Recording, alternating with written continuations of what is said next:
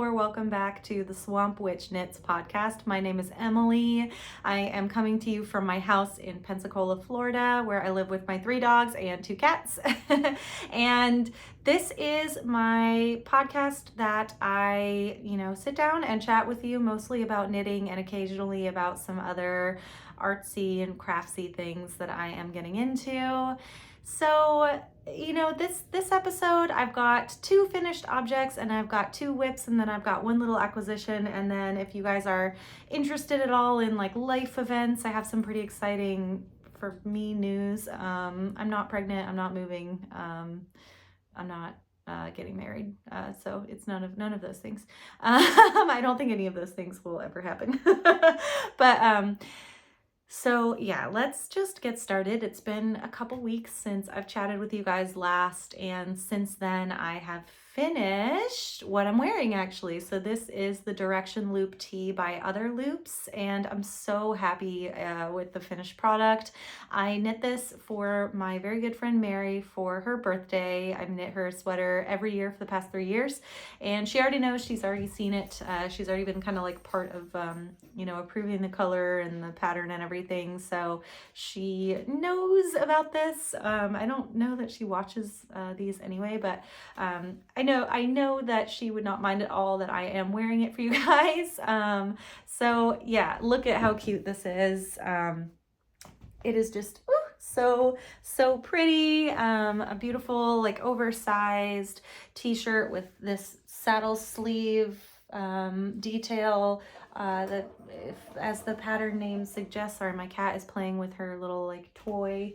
Come here, look at this. Ooh, string. Yeah, string over here. More exciting than that. So yeah, it's a saddle sleeve, saddle shoulder construction, and as the pattern name suggests, Direction Loop. It features these cool asymmetric stripes that go in different directions, so kind of highlighting the shoulder line. I really, really like this. I do think that it emphasizes my very broad shoulders. I grew up as a swimmer, so I have I have like pretty I guess like broad kind of shoulders from that. So I think this sweater does kind of emphasize that. But I guess whatever. It's like a strong part of my body, so I don't need to be kind of I don't know why we feel the need to always like make ourselves smaller, like wanting clothing to make us look small or take up less space. So I think that this sweater really emphasizes like a strong part of my body and also my friend's body. She has for a female body, she has pretty like broad shoulders as well. So I think it's gonna look really pretty on her. She has pretty similar coloration to me, so I think that this color palette is gonna look really nice on her as well. This is, let's see, we'll go over some details. So this is a DK weight pattern. It's knit on size 4 needles. I think it makes a really beautiful dense fabric that you do not need to wear like an undershirt. It's not see-through at all. It is, I think, going to be a transitional piece because I knit this in Brooklyn Tweed Dapple. So it's a 50% cotton, 50% wool blend. It's going to be... So, fun fact, this is take 2 of this podcast. I used this microphone that plugs into the phone, and for some reason, this is like a new microphone too. I bought it this year, and for some reason, it's just like very crackly. I don't know why that is, but all of the audio from the almost hour-long, recording was trash, just not usable at all. So I'm recording this without a microphone. I hope you can hear me okay, and I guess in the future I'm just gonna have to explore some other microphone options. But I'm a little bit bummed because this is I bought this thing at Best Buy and it wasn't cheap. Like, it's the Rode brand. It was not cheap. I think this was like $70. And for it to not be working and be like crackly, like after just like less than a year. Like that's pretty disappointing. So I'm not sure I'll be purchasing from that brand again, unless I don't know if there's maybe it's something on my end. Maybe I'm like doing something wrong. I don't know, or it's picking up on, I don't know. I don't know sound, you guys. Just a baby. Anyway, so where was I? Oh, I got distracted because the first time that I filmed this, my cat was like, had no interest in being in the room, and now like, of course, I'm trying to do it again, and she's like, I gotta be in here. I gotta be playing with my loud toy. I gotta be scratching on my scratching post. She'll probably like come up and like jostle this like 100 times while I'm doing this, but anyway, that's just having pets, right? There she, Mila. Anyway, oh, I think she might be leaving. She heard me. She's offended. Anyway, okay. So DK weight pattern, knit on size 4, dense, transitional. It's pretty warm, but not too warm. I'm wearing it I'm wearing it in my house with the air conditioning, but I'm not sweating, so that's positive. It's pretty hot and humid outside today. I wouldn't wear it outside today. I live in Florida, and it's still really, really hot. It is not fall here. It's going to be summer probably definitely until October, and October is going to be still have some very, very hot days. So you know that, but I think it's going to work really well in the fall, and even I think on many winter days you could get away with wearing this and be very comfortable. A couple of new things knitting this. I had never done a saddle shoulder construction, so I found it very interesting to start with start the project with the saddle shoulder and learn how that was done. And this is done a little bit differently than the saddle shoulders in the T number 1 that I just finished, because those just are, on only the shoulder tops, whereas this one, they're connected, so it goes all the way across the back, so you have that interesting change in the stripe direction all the way across the back as a design feature, and I think it looks really cool, and just it was not difficult to do. And the pattern was super well written, really easy to follow. There was just a little chart for these stripes, and then it was, once you did it one time, obviously you didn't need to look at the chart anymore. You could just like follow your work and like keep going. The stripes kept it, and otherwise like straight stockinette pattern, like it kept it like kind of interesting, wanting to get to the next stripe, and because they were asymmetric, like having to think about it a little bit. I like how they in the neckline you can see that it kind of goes in the middle of one of the stripes, and I think I think that looks really cool, like obviously to kind of emphasize and outline the neckline a little bit. So really interesting. I love this contrast band on the neckline, and I find it very interesting the way that the technique used to get this very crisp demarcation in the ribbing. And then I had never done like part of a collar just oh my gosh, ribbed, and then the second part of it double knit, but I do like the way that it gave it like kind of a rounded edge to finish. They did suggest doing a tubular bind off, so that if you wanted to incorporate some elastic in the collar to have it keep its shape, that a tubular bind off would be a nice way to do that. And it also, I agree, does give a beautiful finished edge, but unfortunately I hate doing tubular bind offs, and I didn't want to, so I did the bind off that I prefer when I am binding off ribbing, which is the Italian sewn bind off, because I only have to use one knitting needle, and then I'm sewing it with a tapestry needle. So I can tell the difference. I've done tubular bind offs. I can tell the difference between an Italian sewn bind off and a tubular bind off, and I do agree. Like I do think the tubular bind off does like look just a touch, not better, I don't know, like more crisp. I don't know. I do think, I guess better. I do think it does look a touch better, but not like it's not significantly different enough that like I would spend that much more like time. Like she's back. Thank you. She has like a little like ball that she like pushes around the little, you know, round track or whatever it is, little toys, which she like never plays with unless I'm in here trying to record, by the way. Like never hear her playing with it otherwise. Anyway, so like for me, I don't personally enjoy the step of like moving half of the stitches onto another needle and then like keep like finagling like those two needles. And like, do you use 3 needles, or like are you using a tapestry? I haven't done it in so long, I don't even remember, but I don't like doing it. So and I think it takes like, maybe it doesn't take way more time. Like I've never like timed myself like knitting the same length of stitches, like doing both bind offs, but like just personally the process, I don't like it. So and it's my hobby and I can do what I want. Like, so I did an Italian sewn bind off, and I don't like think that it like, I think I used like I think the wool I'm hoping the wool content in this will like have enough memory that the collar will like hold its shape for a decent amount of time.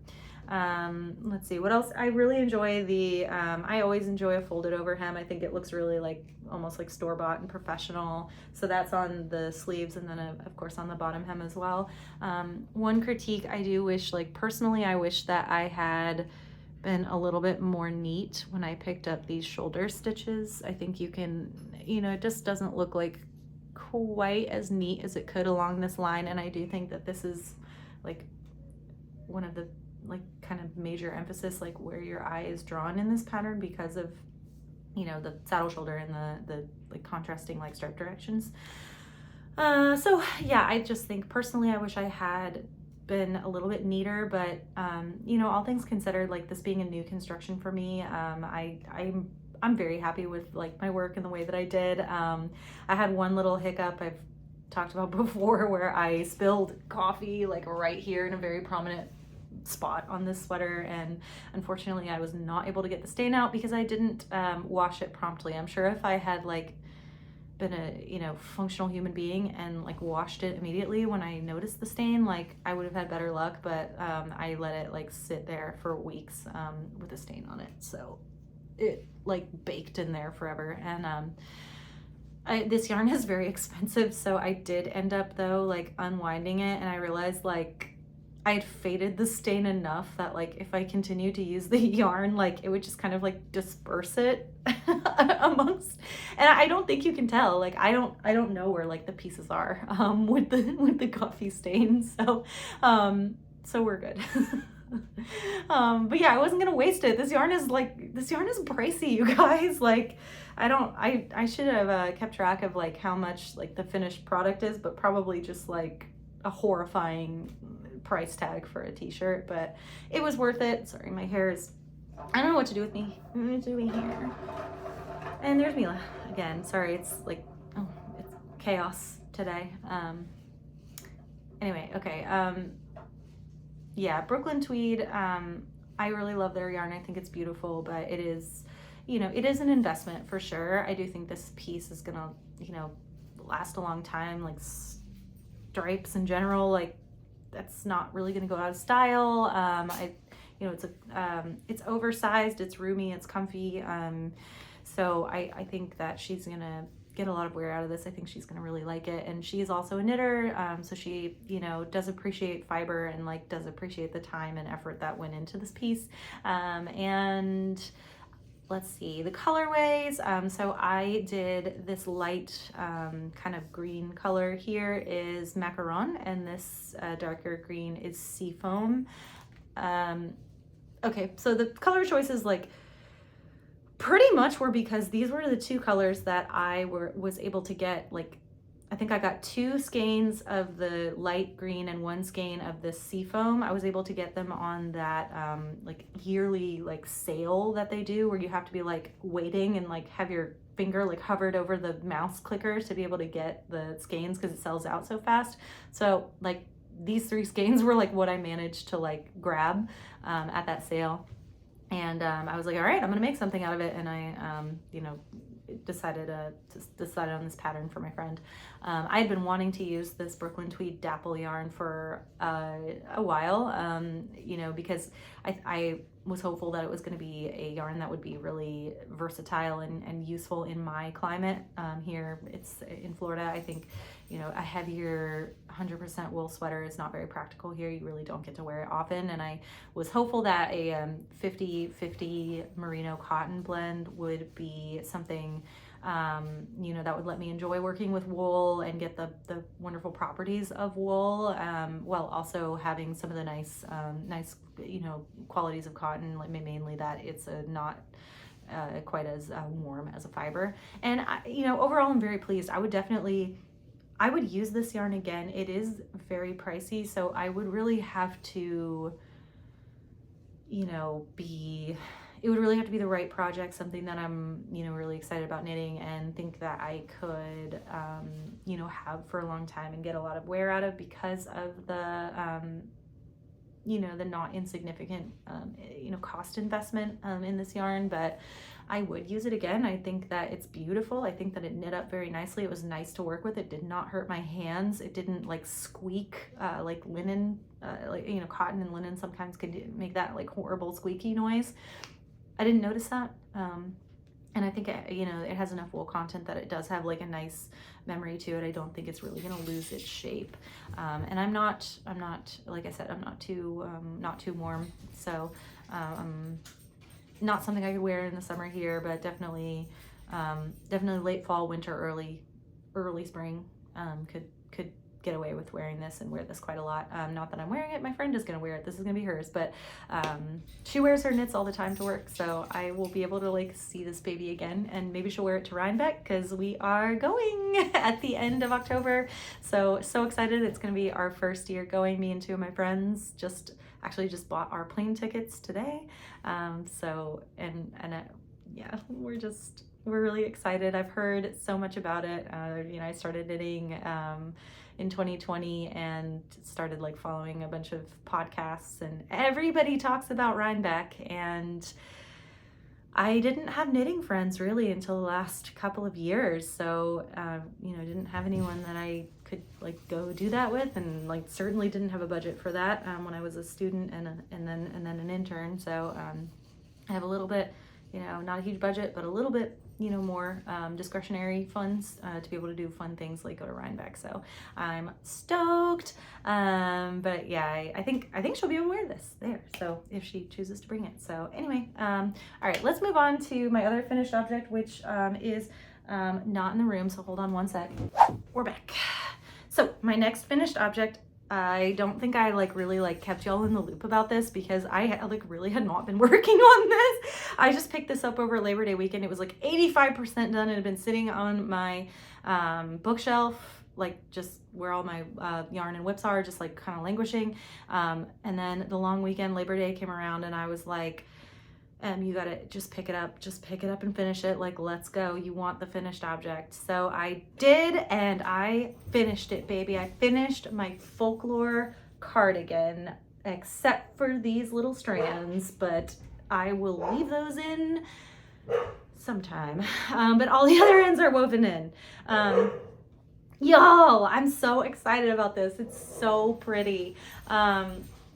I'll include a picture of me wearing this. It's too hot for me to put on right now, but like, just look at this. Look at this. Look at it. Look at the cables.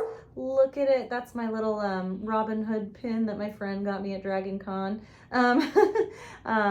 Look at that. Look at this. Look at that. Just look at the stitch definition. Look at the cables in this beautiful yarn. All over cables and moss stitch, and this pretty like preppy contrast on the ribbing. You guys, I am so pleased with this finished object. I'm so excited. It's still much too hot to wear this. I did wear it inside of a freezing coffee shop the other day, and it was fine, but if you step outside in this, it's no bueno. It's like way too warm.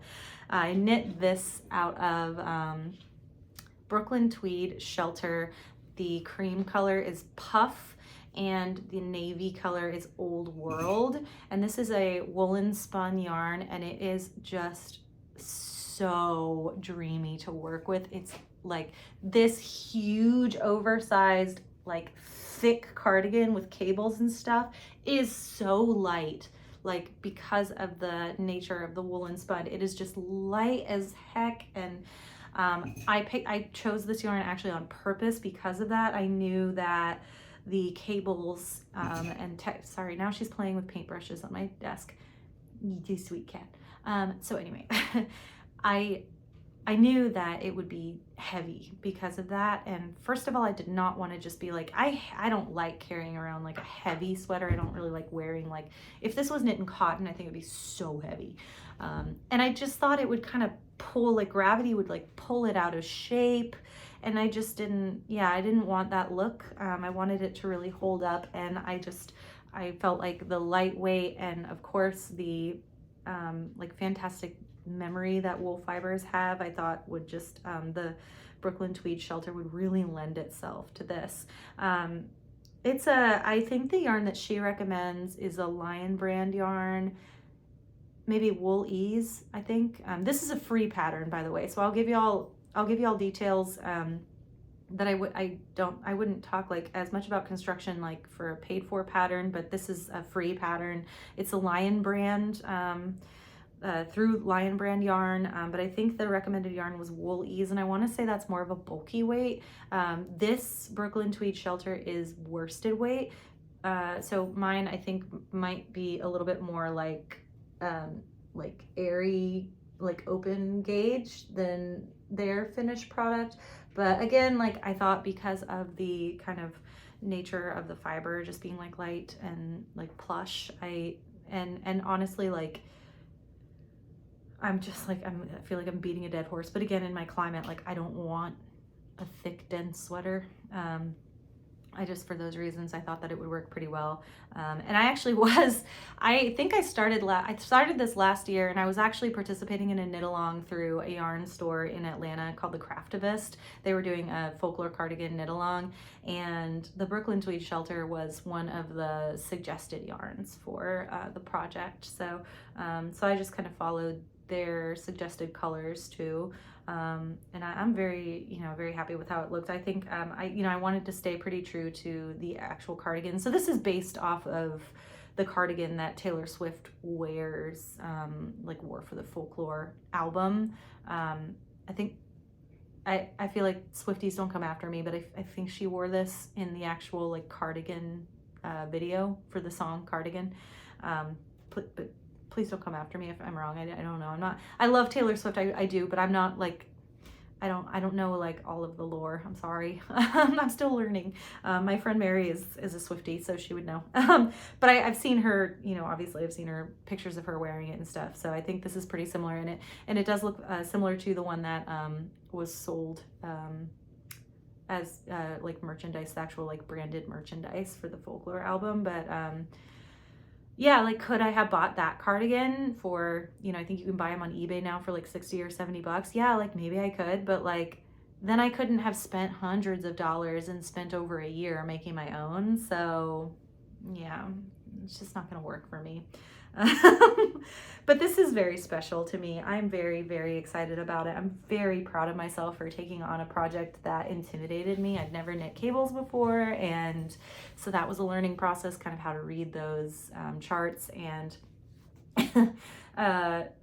learning the hard way that this type of cable right here,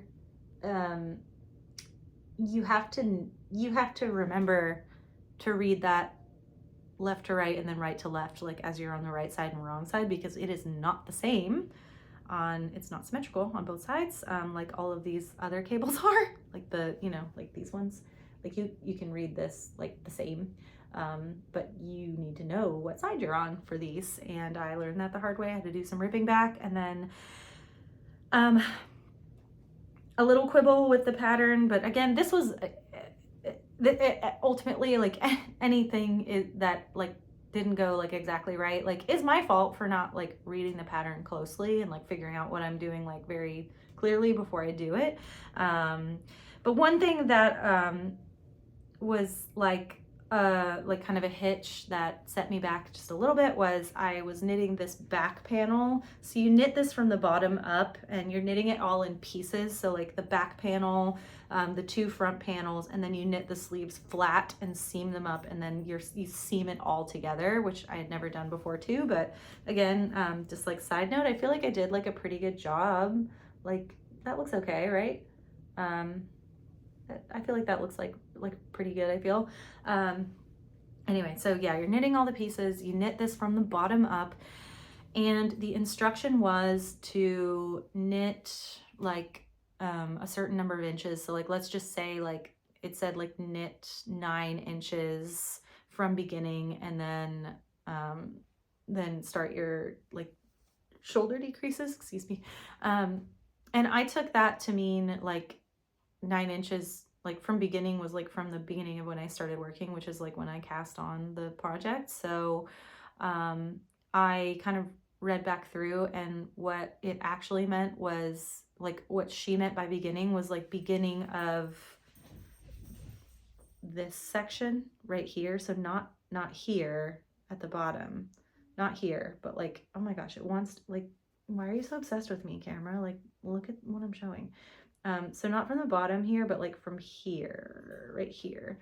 So like 2 inches difference pretty much. So I had started the shoulder shaping, and I'd gotten probably like this far into it before I like realized that mistake that the body was going to be like 2 inches too short, and I had to rip all of that back. And the back section was like the first section part of this cardigan that I worked on. So I was still like getting used to the cables and everything. So it was taking me like, you know, longer really than the rest of the cardigan did ultimately take me. But so I was like kind of devastated that I had to rip back all that work. But you know, I'm glad that I did. I kind of hemmed and hawed about it and thought like, oh, like it's gonna be oversized anyway, like 2 inches won't be that big of a difference. But I think it just would have like thrown off everything and like wouldn't have seamed correctly, and it just would have been a nightmare. So I am glad that I pulled it back and like did actually do things correctly. I think it's kind of a miracle that it all came together and like lined up appropriately, and like everything kind of like is the right size. Like I don't know how I like pulled that off, but I'm like pretty happy about it. A couple of things I did do differently. I don't think she specified like how to cast on for this project, so I did do a tubular cast on the bottom here, and I think that looks really nice. She also did not recommend like doing a smaller needle size for the ribbing, but I just kind of like am used to doing that. Like I pretty much like most patterns that I knit, like the ribbing is at least 1 needle size smaller. So I just like kind of follow my instincts on that. And I was like, this is knit on like a pretty big needle. I think like a size, the body here is knit, I think on a size 9. So I was like, I don't want to do ribbing on a size 9. I just like didn't think it would look very good. So I went down to a size 8, and I do like the way that it looks. And you know, likewise, I did all of this button band on a size 8. And for this, I did do an Italian sewn bind off for that, and I do think that looks very nice. I have not put buttons on. I intended to put buttons on before I filmed this. I went to Michael's. They don't have, at my Michael's at least, they don't have navy, like plain, like, I don't know, like 1 inch, 1.5 inch navy buttons. Like they didn't have any like solid navy buttons there. I was like blown away. Like I thought for sure, like I thought was just like a pretty like basic, like easy thing that they would definitely have, but they didn't. And our Joanne fabric was just like, I didn't feel like driving in that direction. I didn't like need anything else like out that way. So I will eventually like go to Joanne and like bring this with me and make sure I get the right size and everything. I didn't want to order them online and like have them get here and like not be right. So I think those are like something I want to definitely like pick up in the store. And I will do that. And I will knit in like the 4 little like tassels that I have. Where are they? Yeah. They're the little like decorative tassels that I like haven't woven in yet. Eventually I will weave those in. So yeah, that's the Folklore cardigan. All right, so all right, let's move on to whips. So let's see what really like there's not too much different on this Maggie cardigan. I've showed you guys before. So this is a petite knit pattern, the Maggie cardigan. This is a fingering weight garment. It is going to be a short sleeve cardigan. I believe she has the sleeves going down almost to like this length, like this almost to like elbow length. So, you know, I'm intending to wear this, you know, to work over a lot of the stuff that I wear. I knit a couple more inches on the body since I saw y'all last. I'm like, sorry, I'm like the most awkward person ever, like trying to like lift this up. I tried this on. It's gonna be, I don't think it's gonna have any ease on me, or very, very little ease. We'll see after blocking and putting the button band on. But I decided, because most of the items that I wear are high-waisted, or if I wear dresses, they are like a fit and flare that you know, the waist is at like kind of my true waist. I decided to make this cropped cardigan so that it would hit at that point to be worn, you know, so I could I like wear it with the things that I wear to work all the time, the high-waisted things and fit and flare dresses. And so I tried it on. I think I'm just about like bang on where I want to be before I start the ribbing. Oh my gosh, Mila is grabbing. So these things are these little stitch stoppers. I think they're Coco Knits, like the foam stitch stoppers. She like, I had the needle dangling, and she was like a fish swimming around, like, and like saw a bait and grabbed it and like was taking off with it. She's sitting next to me like, where'd my toy go? You wanna say hi? Yeah, come here. Say hi to the people. This is Mila. This is my little gremlin that I talk about. She's not gonna look at the camera. Me too. Look at the people. She's like, no, put me down. I wanna be crazy. Anyway, sorry. Tension. I'm very much like squirrel. Anyway, so sorry. Anyway, so yeah. Oh, she wants to be part of it. All right, so she like loves this thing. Stop. Incidentally, these foam stitch stoppers, I love them, but I have to be so careful with these. And like, this is a PSA to anybody that does like own cats that like eat things. I found one of these, and I think this exact size one, I found this in a pile of cat vomit one day. I'm sorry, like TMI, but like this thing like would be like the perfect little plug for the gastric outflow. Like it would fit right in that part of the stomach is called the pylorus. It would be like a little like bathtub plug in the pylorus for a cat, and like be like a horrible foreign body. So I was very lucky that my cat like managed to throw it up and instead of getting it like lodged like a plug in the stomach, and I didn't have to go in like surgically and take it out. But anyway, I'm much more careful about like making sure these things are not out, because the cats like can't resist like the foamy like to chew on the foaminess, and like obviously swallowed one. So that's my PSA to you. If you have cats, be so careful with these with these needle stoppers, because cats apparently like to eat them because they're simple. They're simple creatures. They don't have the best judgment. If you have a cat, you know that. Anyway, but yeah, I think this is really beautiful. I'm knitting this up in Willow Tree Yarns. This is a yarn company that's actually owned by my neighbor who lives 3 houses away, and I'm in love with this blue color. I'm gonna wear it all the time. I think it's so flattering. So anyway, you guys have seen the Maggie cardigan if you've watched this, so we don't need to spend too much time on it. All right, so this is my new cast on. This is my first like fall cast on. This is, you guys are gonna get tired of me, but whatever. This is another T number 1. So I know I feel like you're gonna get tired of me just like doing petite knit and my favorite things knitwear, and I'm sorry, but I love I find the patterns very easy to follow. I find them like timeless and classic, and I think that I loved my T number 1 so much. I was like, I know I want to make another one. I think I told you guys last time like what I had intended to do with these colors. So this is kind of that in practice. I am using Knitting for Olive Pure Silk, and this orange colorway is Hokkaido.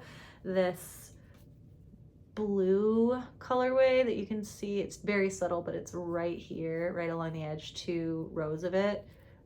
The blue is, I think it's ice blue is the color, and then this cream color is putty. So this is 100% silk. I really like that it's not like slippery and shiny. I think it has more of a like rustic natural look, and I think it's really beautiful, and I think it drapes really nicely. I love, it's a fingering weight yarn. It's going to be a very practical garment for my climate. Again, we'll just mention it, the swamp basically where I live. I was just like chomping at the bit to cast on with this orange yarn. I like had wanted this yarn for a while.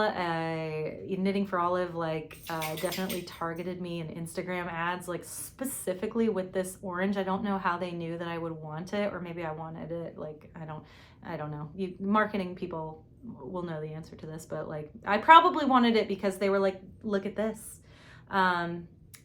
But I love this. This is like such a beautiful like pumpkin spicy color, and I wanted to work with this orange. It's starting to like, because it's September, it's starting to be like, oh, fall is kind of, it's almost here. Like, you know, let's like fire up like the rust orange and the yellow ochres and the like reds and warm colors.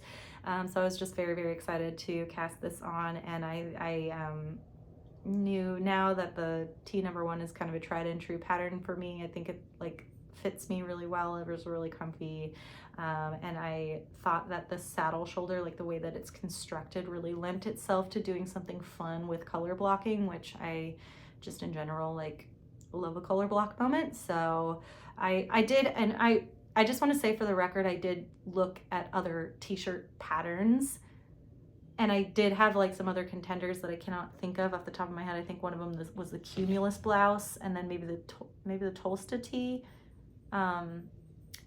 But just construction wise, I knew that I wanted to color block this in a specific way, like with the sleeves a certain color.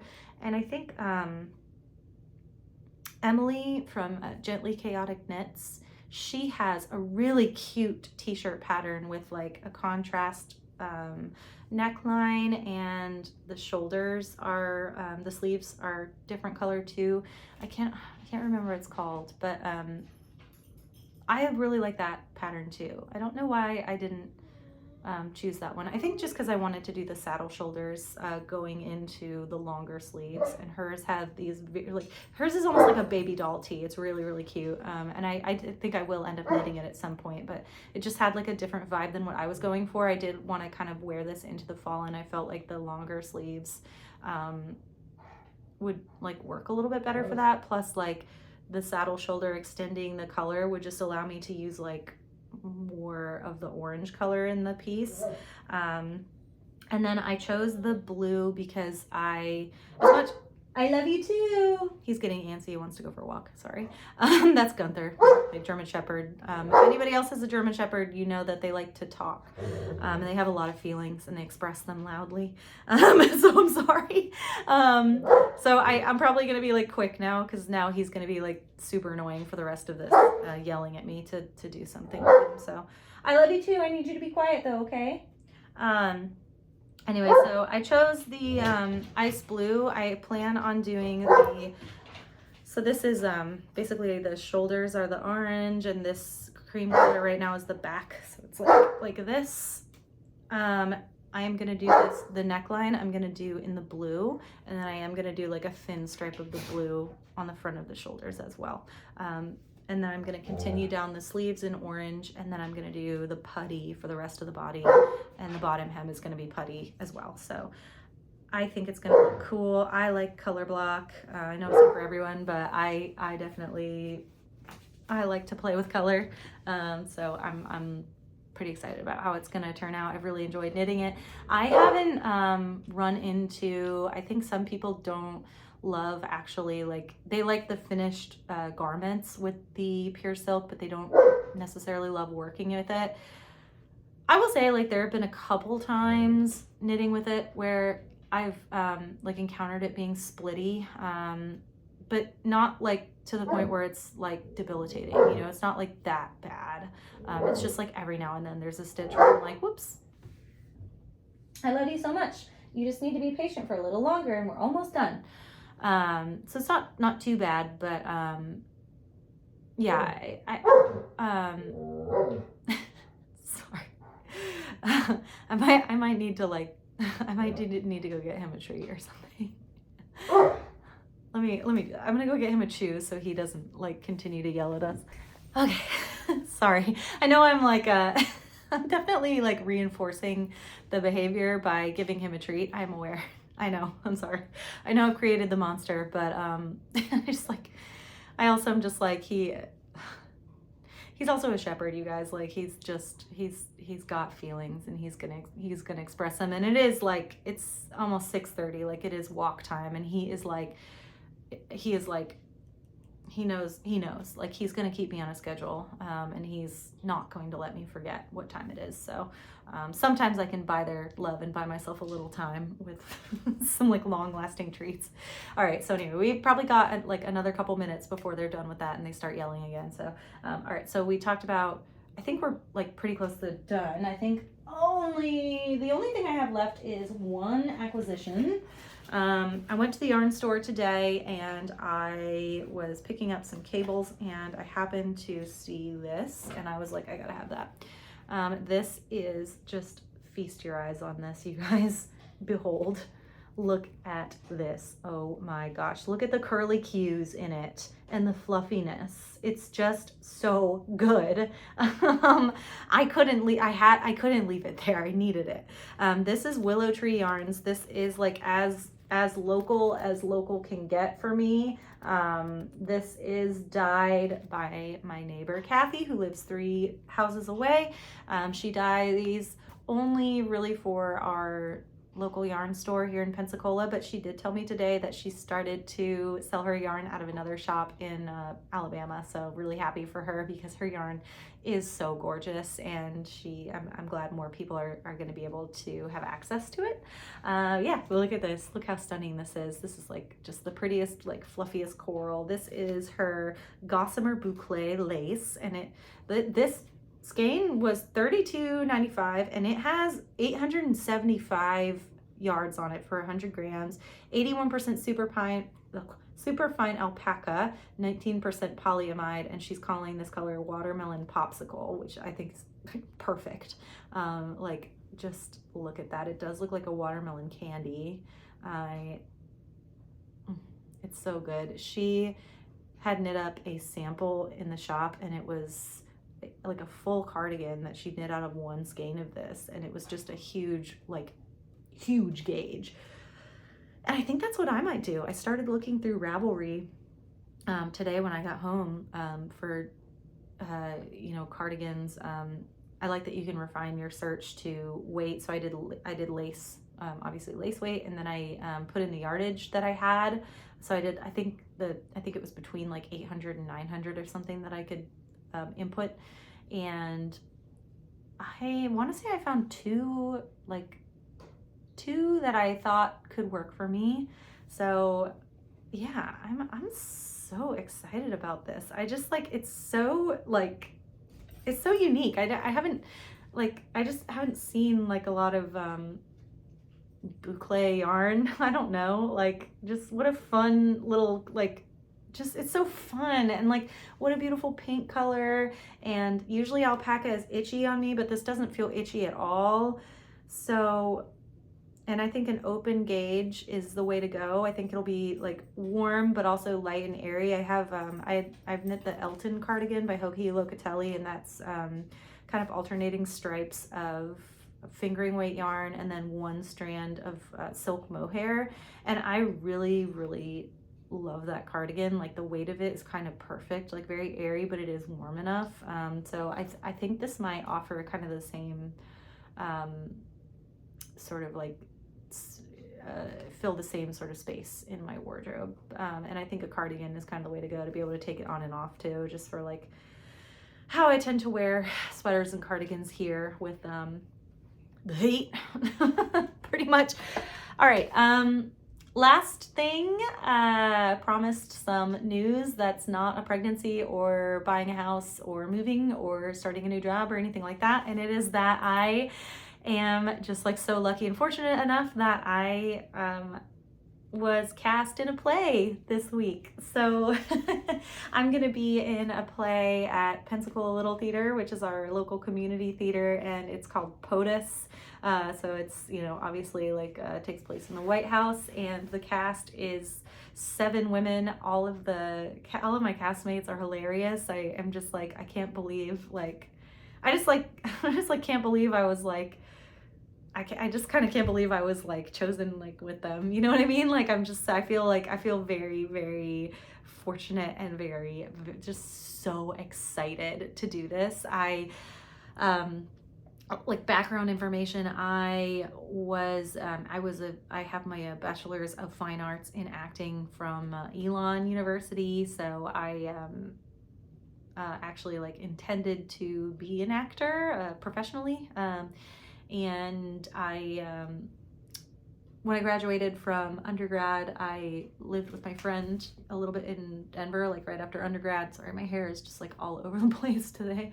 And I was working 7 days a week. I was bussing tables and walking dogs and just like trying to like hold it together and everything. And I just felt like that lifestyle was kind of not sustainable for me, and not really like my temperament. Just I don't think that it was a good fit for kind of who I am, someone who really thrives with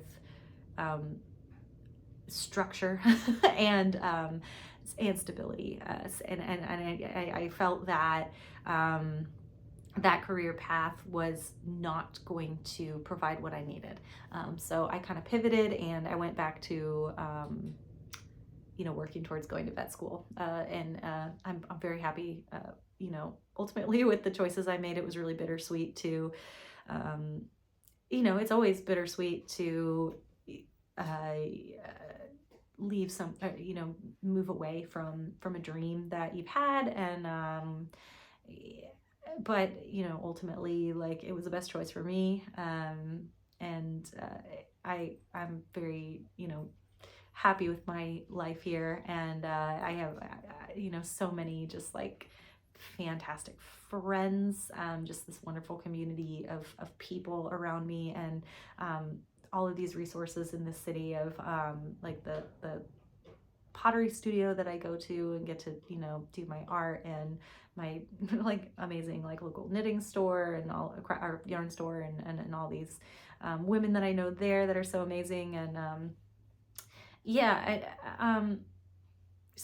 and what was interesting is, you know, I think I was reflecting, as, you know, I think we all do sometimes, on our past and our choices that we've made. And I'd always find myself surprised that I didn't miss it as much as I really thought I would. Like, I thought that I just thought that I think I thought that once I was in a place where I had more time and you know, resources available to me, that I would, you know, immediately start looking for opportunities to you know, be in the theater. And I really didn't.